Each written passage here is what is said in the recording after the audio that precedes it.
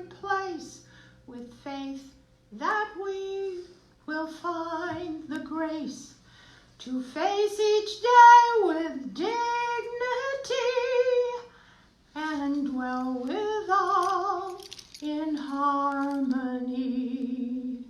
Good morning. I am Beth Conley at the Unitarian Universal Fellowship of New Bern, North Carolina. I am glad to be your service leader on this beautiful Sunday morning. We are a shared ministry. On the second and third Sundays of the month, our Reverend Charlie Davis inspires us to be our most authentic selves.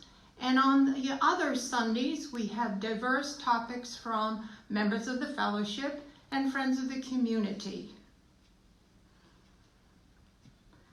With faith to face our challenges, with love that casts out fear, we hope to trust tomorrow. We accept this day as the gift it is, a reason for rejoicing. So let us begin with music.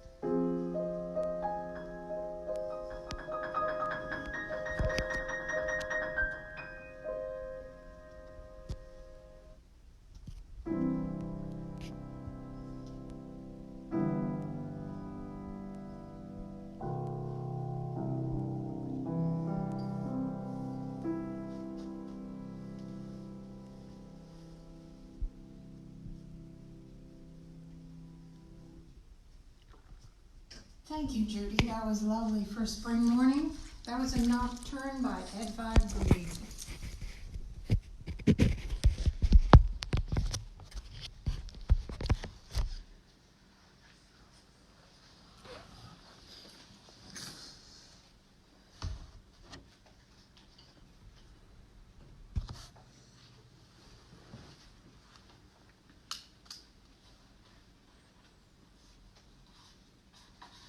The chalice light is a symbol of reason and tolerance. Though we are from diverse backgrounds and spiritual beliefs, we share common values of a community which supports truth and freedom. The light reminds us of our commitment and the possibility to become our most authentic selves. Our first hymn this morning is There Is More Love Somewhere, and you will see the lyrics online.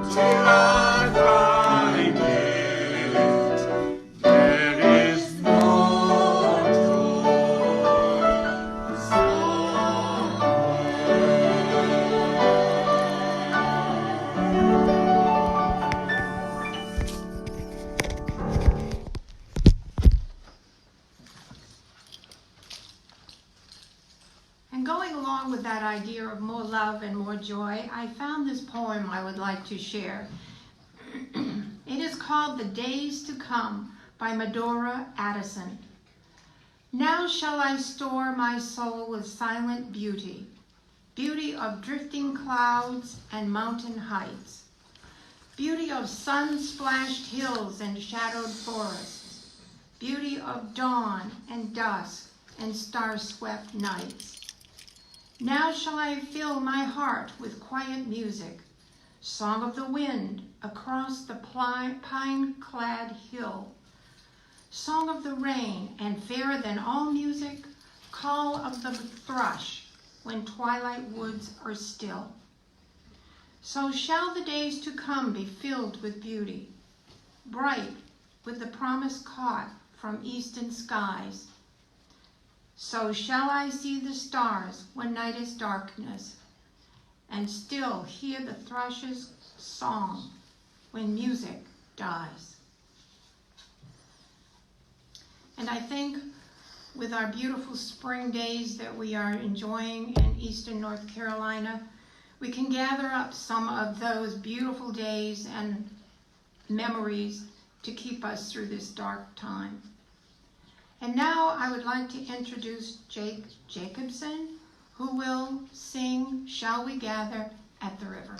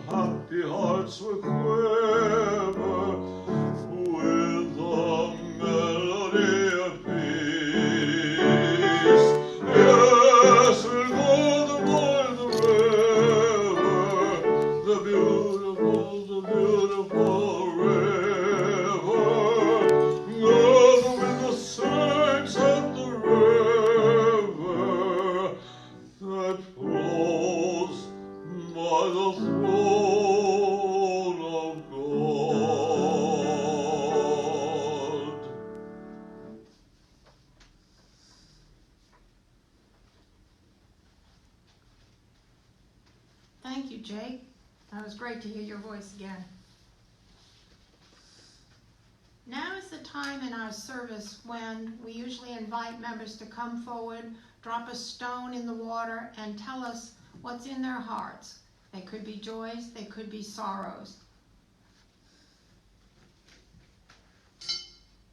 I will drop that first stone for all of the lives that were lost in this virus and those that are still struggling.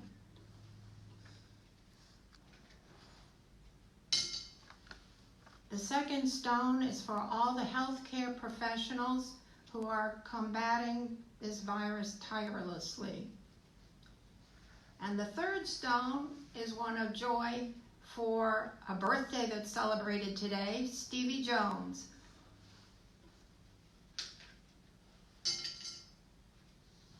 And we wish her the very happiest of days, and may the odds be always in her favor. I also need to remind everyone that's a member of this fellowship that their pledges are needed to be sent. We'd like to keep streaming, and to do that, we need to keep the lights on. And now we'll have a musical interlude. It's a love song by Samuel Barber.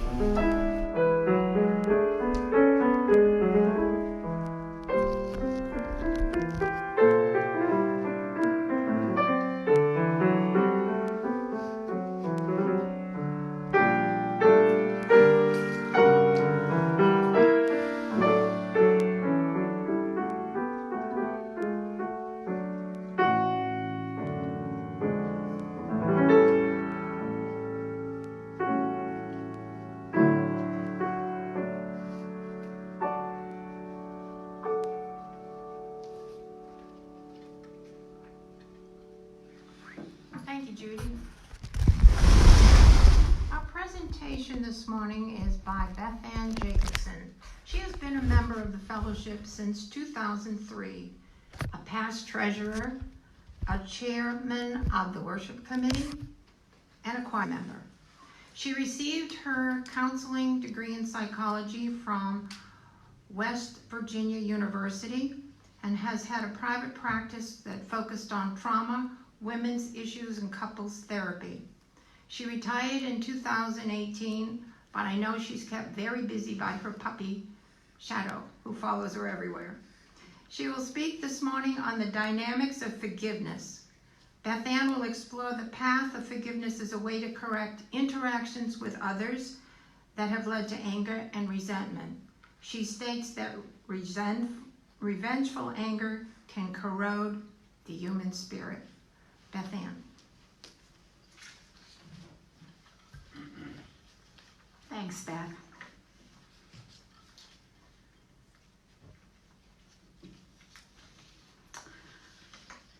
I like to believe that human nature is essentially good. Unfortunately, in today's political divide, it is often difficult to see the good in those who think differently than you and those who lash out in hurtful words. You only have to glance at Facebook to see the uncaring attacks on the right and the left. Comments are posted without any consideration to the consequences of their statements and the actions or the harm caused by these. And social media certainly contributes to this pain by allowing posts that are not even factually accurate. I also like to believe that people are not born to act badly. We are all products of our environment. Our behaviors are learned through our experiences. When I was still practicing psychology, part of my practice focused on the treatment of individuals who experienced sexual trauma. I guided them walking down the path toward forgiveness and healing. In Desmond Tutu's book, The Book of Forgiving, he states, quote, "Forgiveness is truly the grace by which we ask the person to get up with dignity and to begin anew. To not forgive leads to bitterness and hatred, like self-hatred and self-contempt. Hatred of others gnaws away at our vitals. Whether hatred is projected out or stuffed in, it is always corrosive to the human spirit." Unquote. Forgiveness is a key core piece of spiritual and religious traditions. The practice of forgiveness for the Jewish community, Yom Kippur, also known as the Day of Atonement, is considered one of the most significant and holiest days of the year, and it is marked with fasting, prayers, and services. In the Jewish tradition, people are instructed to amend for their behavior and seek forgiveness from God and from others that they may hurt. Certainly, this practice of atonement or forgiveness is not limited to the Jewish tradition. It is seen throughout other spiritual, faith-based, and global communities. In the Christian community, in the Christian tradition, Jesus offered forgiveness to his betrayers. Peter, the disciple who denied Jesus 3 times, became a lead apostle. And the thief that was hung on the cross next to Jesus repented and was promised paradise. St. Paul said in Ephesians 4:31-32, "Let all bitterness and wrath and anger and clamor and slander be put away from you with all malice, and be kind to one another, tender-hearted, forgiving one another, and Christ forgave you." In Catholicism, the sacrament of confession and repentance is the reconciling of man not only to his neighbor, but also to God. For this tradition, when we sin, we deprive ourselves of God's grace. Without confession, or to sin without reconciliation, it is easy to continue down the downward spiral of sin. To break this spiral is to repent and seek reconciliation with God and neighbor. In the sacrament of confession, through grace, we can be restored to a loving relationship. We can once again resist sin. Forgiveness or atonement is also a central part of 12-step recovery programs. In step 9, the person is encouraged to make amends to all persons who have been harmed and seek that forgiveness. And in the Buddhist tradition, forgiveness practice can help you find meaning in life's worst events and free you of the inner violence of your own rage. But the Buddha said, quote, "Hate never dispels hate. Only love dispels hate," unquote. By holding the truth of our interdependency and refusing to participate in the endless cycle of hatred, we can help to heal the world of our wounds. It is important, though, to keep in mind that forgiveness does not require faith. For believers, that faith tends to make the process easier, but faith is not a requirement to forgive. A fundamental core of trauma therapy, relationship counseling, and individual therapy is the act of forgiveness. To move forward and grow is to let go of the hurts, the harms, and the losses from the past so that healing can occur. Unfortunately, harm occurs every day in the process of loving and being loved, just by being a member of a family, by being a member of a spiritual community, and being a member of society. I would like you now to just think about your own interactions for a moment. Perhaps jot down in your head some names or initials of those who you have had difficult interactions with, or interactions that resulted in you feeling hurt or rejected.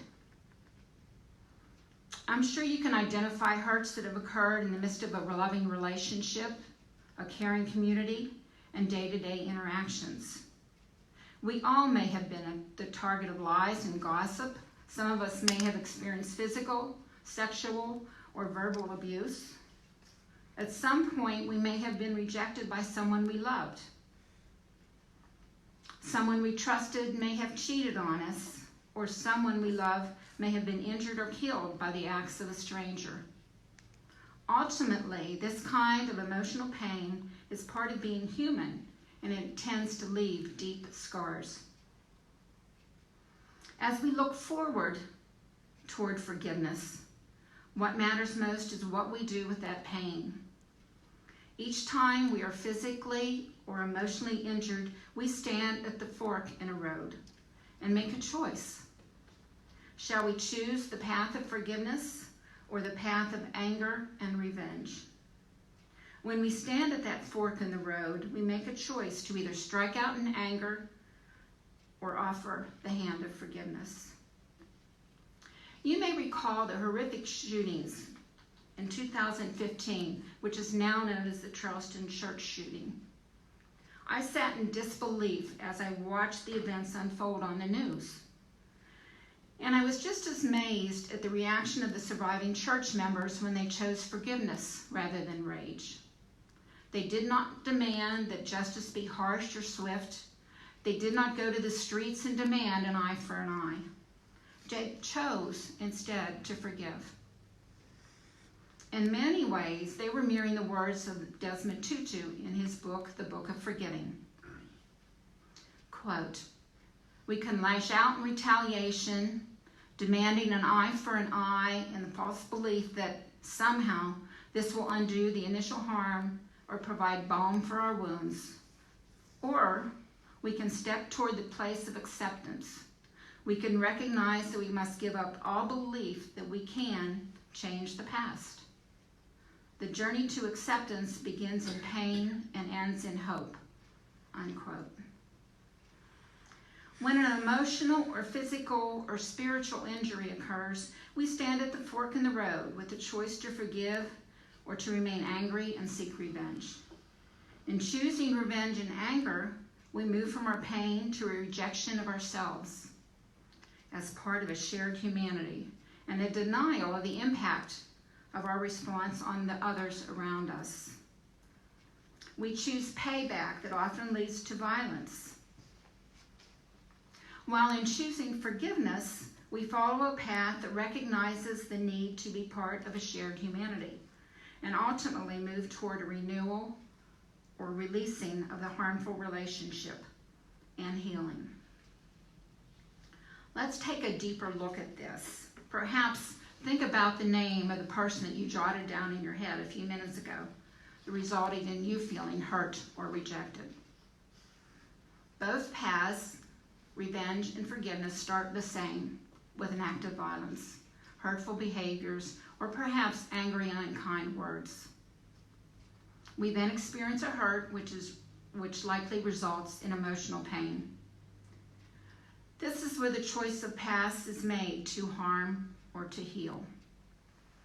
In choosing to harm or seeking revenge, we reject the sense of a shared humanity.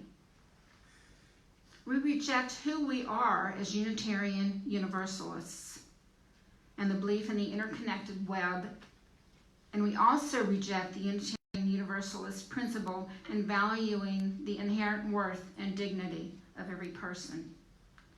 When we choose the path of harm or revenge seeking, where does it end? The point is that it doesn't. When we seek revenge or payback, the violence and the cruelty continue on. The pain grows deeper and wider, and one hurt builds upon another. There is no end and no relief from the emotional pain. We just continue the cycle over and over. Let's now look at what happens when we choose instead to forgive and to heal. It begins with finding a way of telling your story and naming the harm.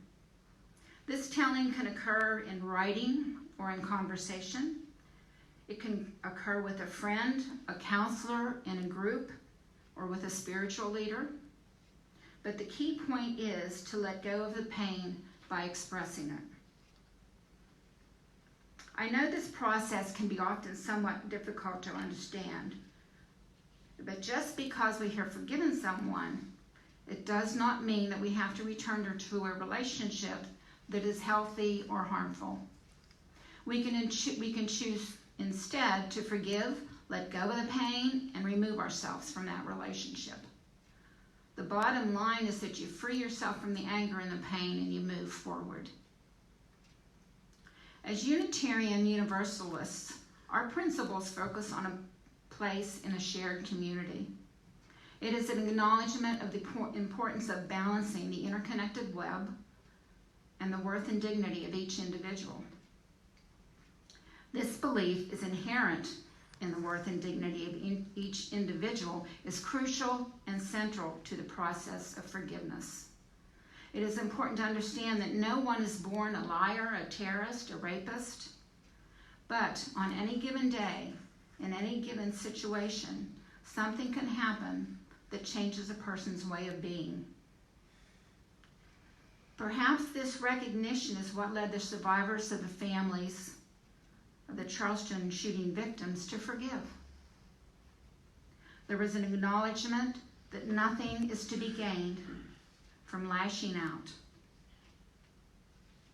Lashing out does not resolve anything and only keeps the hurt alive and continues the pain.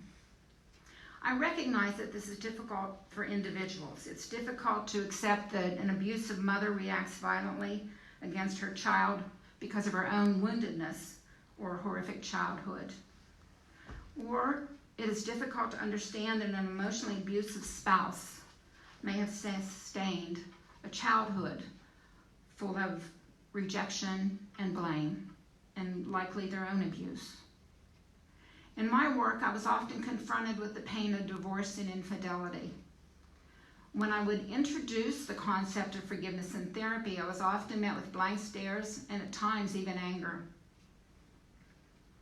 My clinical response to this was not always one that was easy for my clients to hear. But in order to heal and let go, there is a need to understand and work towards the development of empathy for what happened, to orchestrate the hurtful and harmful behaviors. The journey towards forgiveness is not always easy, but it is the only one that allows us to move from being a victim to being a survivor, to move from anger to healing. It helps to keep a few things in mind. Forgiveness is not an emotion. It is an act of will, an act of self-love. You don't have to feel forgiving to forgive. Forgiving does not mean forgetting and saying the harm did not happen. That's denial. To be forgiving does not mean pretending that things are all better. But with each act of hurt we endure, we cannot help but experience personal growth and hopefully come out the other side with a sense of relief and renewal, to make us stronger, wiser, and hopefully possess enlarged compassion. Forgiving does not mean excusing the wrong or saying it doesn't matter. Acts that harm indeed do matter, and seeking justice is often warranted. Forgiveness does not mean you are weak or spineless. And finally, forgiveness does not mean you don't get angry. We all get angry, but it's about what you do with that anger. It is a remarkable feat to be able to move past your anger and your hurt. Reverend Tutu reflects on the strength of the human spirit, quote, to be able to see the past inhumanity of a behavior and recognize the humanity of the person committing the atrocious acts, unquote.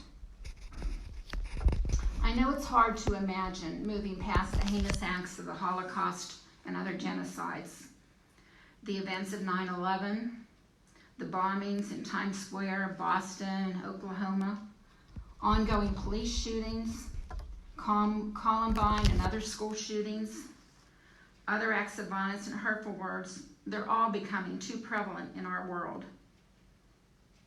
Even harder still is finding compassion for those more personal, more close to home acts of violence. The death of a child to a drunk driver, the senseless death of a loved one due to an overdose, the infidelity of a spouse, and even the harm that comes from gossip and bullying online and widens our political divide. But recovery can begin when we take the forgiving path and connect in a conversation, a telling of the story, a naming of the hurt, and finding a way to grant forgiveness so relationships can be renewed or released. Freedom occurs when pain is released. We are each responsible for our own healing, and as a spiritual community, the healing of those within our fellowship. The greater the loss, the greater the compassion must be. The greater the need for us to create a shared community of compassion and forgiveness. As I close today, I would like to lead us through a Buddhist guided meditation on loving kindness and forgiveness by Ben Akana, which I have adapted for our use today. I will use the word dukkha in this meditation, and I wanted to give you the definition so you will know what I'm saying. Dukkha has a comprehensive meaning reflecting the emotions of the emotions of sorrow, pain, grief, suffering, and anxiety.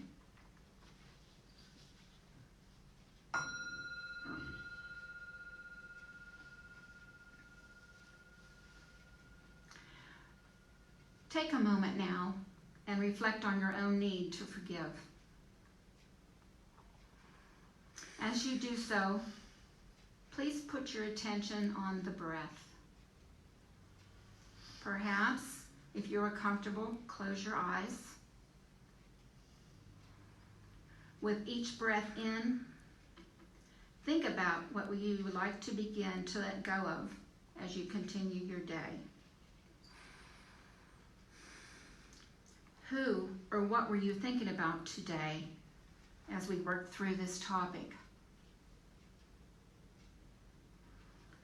As you breathe out, think about what it might feel like to release this concern and no longer carry the anger and pain with you. Think of your family members,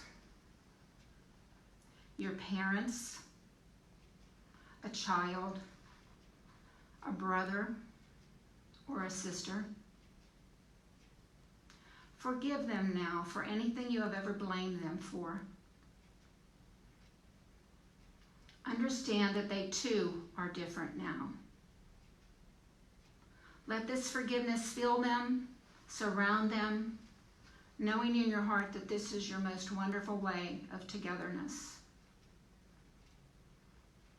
Think of your nearest and dearest people. Forgive them for anything that you think they have done wrong or are doing wrong at this time. Fill them with your forgiveness. Let them feel that you accept them. Let that forgiveness fill them, realizing that this is your expression of love. Now think of your friends. Forgive them for anything you disliked about them. Let your forgiveness reach out to them so that they can be filled with it and embraced by it.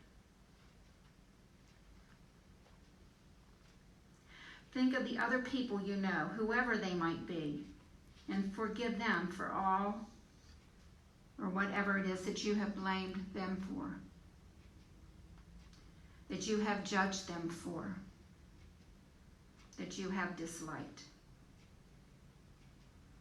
Let your forgiveness fill their hearts, surround them, envelop them. Be your expression of love for them. Now think of any special person whom you really need to forgive, towards whom you still have resentment, rejection, or dislike.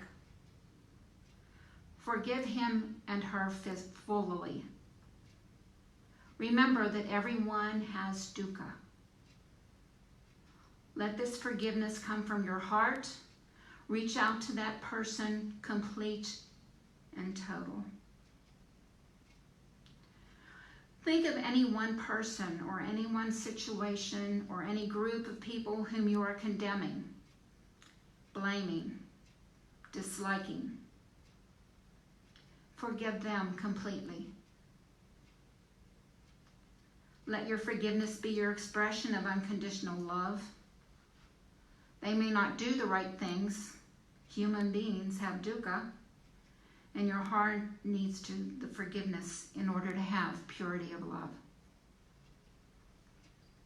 Have a look again and see whether there's anyone or anything or anywhere in the world towards whom you have blame or condemnation.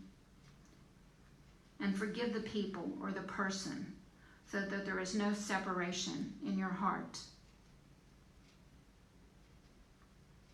Now put your attention back to yourself and recognize the goodness in you, the effort that you all are making. Feel the warmth and the ease that comes from forgiveness.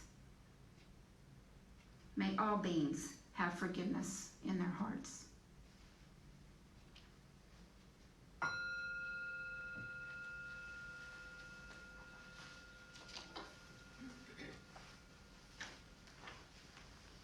Thank you, Beth Ann. You have given us much to think about in this time of challenge. For our final hymn today, we will be singing May Your Life Be as a Song. And again, you will see the lyrics if you would like to join us. And we will sing this song through twice.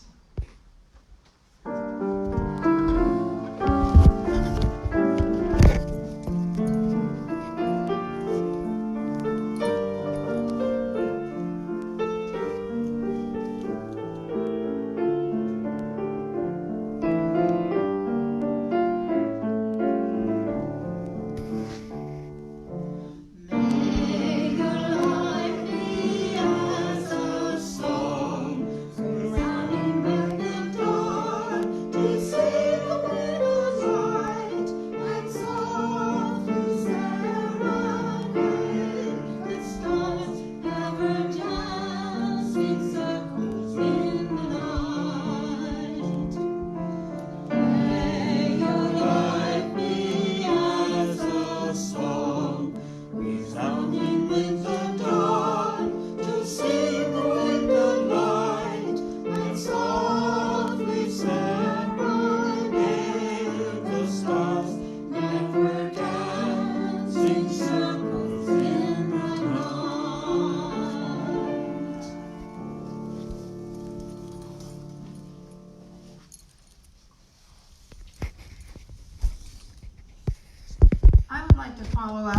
with a couple of forgiveness quotes from people that we are familiar with. We must develop and maintain the capacity to forgive. Those who are devoid of the power to forgive are also devoid of the power to love. And that was stated by Martin Luther King Jr. And then from Mother Teresa, if we really want to love, we must learn how to forgive. In closing, I would remind us all that we need to trust that the days to come will be brighter. We must be strong and endure. Accept the limitations that are imposed on us for our safety. We cannot control or predict when life will return to normal, but we need to have faith that it will.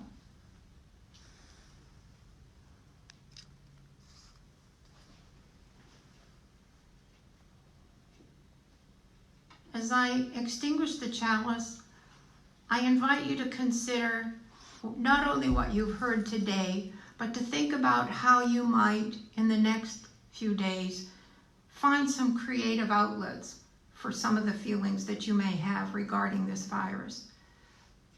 There are online resources that can help you to discover all sorts of wonderful things to do and to try. I personally am studying Spanish and practicing Tai Chi. I find these very comforting. So I hope that you will as well. And I would like to finish with an Apache blessing. May the sun bring you energy by day. May the moon softly restore you by night. May the rain wash away your worries.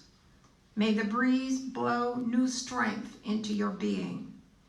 May you walk gently through the world and know its beauty all the days of your lives. And I would add, may you stay safe and healthy until we can meet again.